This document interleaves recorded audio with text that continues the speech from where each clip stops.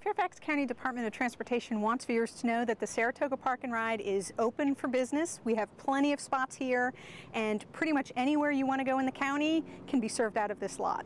The location of the Saratoga Park and Ride is at the intersection of Barta Road and the Fairfax County Parkway.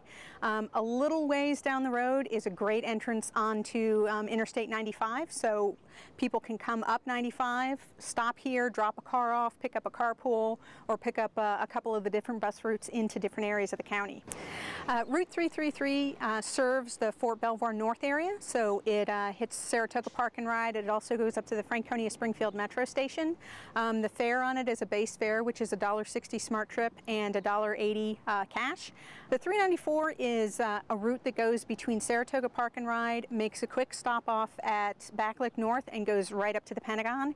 On July 1st, we're going to be dropping those fares to a regional express fare of $3.65 smart trip and $4 in cash. This is great for Pentagon employees because you can come right here, come up 95, park the car here, and then head up onto the Pentagon. The 493 starts at the Lorton VRE station and comes to Saratoga Park and Ride before going on to the Tysons area. We use the 495 express lanes, so never stuck in traffic on the Beltway. And the fare is being reduced on July 1st to a base fare of $1.60 smart trip and $1.80 cash. This is a great route because for residents of the South County area to get over into Tysons Corner, especially when the Silver Line comes online this winter, the best place for information is going to be fairfaxconnector.com.